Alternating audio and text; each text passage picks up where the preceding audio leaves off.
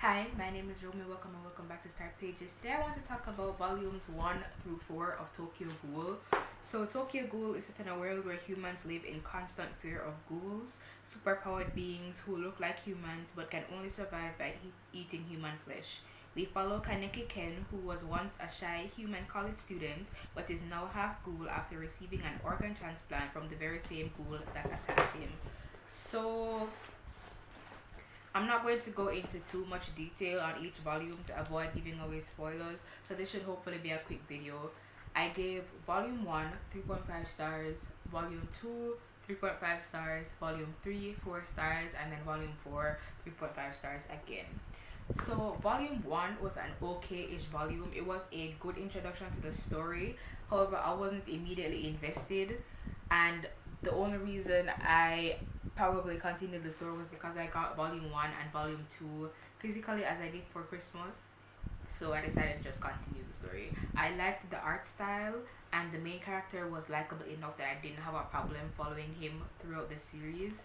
I want to see more of Ken and Hyde's friendship as the manga continues. So as I said, decent enough but kind of forgettable.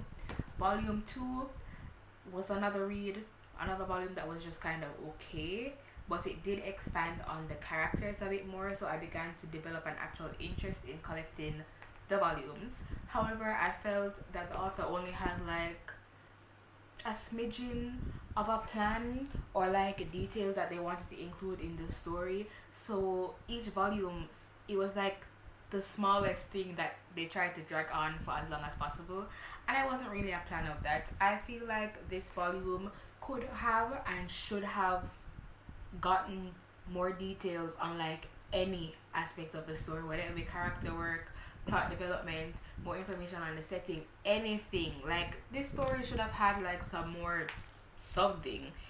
But as I said, I started to become more invested, so I went out and bought volume 3 because Tokyo Ghoul is one of those manga that I can find in Jamaica pretty easily, and the manga is finished, so I don't have a problem collecting it. And as I said, I like it enough, so it's not like I have a problem having it on my shelves.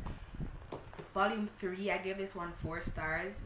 My reading experience with this, when I was reading it, I know I enjoyed it more than the first two, and that resulted in me giving it 4 stars. But for some reason, I was having the hardest time remembering the details of volume 3 or what happened in volume 3, so I had to really dig in to the crevices of my brain, crevices of my memory, to try and find what I wanted to talk about when I was talking about volume 3. The one concrete thought I had, or I remembered having while reading this volume, was that Kaneki's mask, it was strange. I didn't understand why it needed to look like that. If I keep moving my hand, it's because I have my script on my phone and the screen keeps going dark.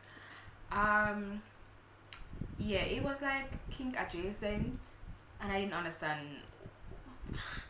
why. So anyway, after some serious attempts at trying to jog my memory, I found the idea behind Hinami's story and character to be interesting, and I felt this was one element in this volume, and like out of the first 3 volumes, where we actually got sufficient development and focus as the story went on, like in a single volume. And I also enjoyed the relationship that developed between Ken and Hinami. So finally, volume 4. Unfortunately, volume 4 did not follow volume 3's lead with the 4 star. This one went back down to 3.5 stars, which is not a bad rating.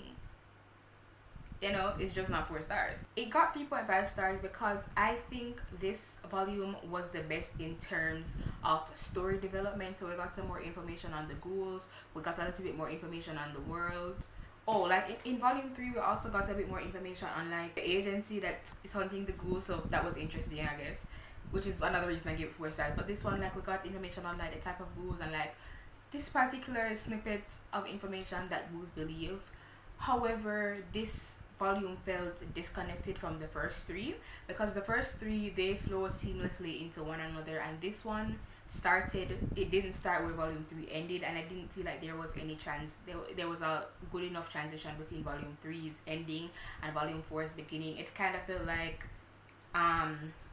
Ishida just wanted to introduce the new character, so they were like, fuck it, I'm gonna introduce a new character. Like, Ken is gonna meet this person and I don't care what you think.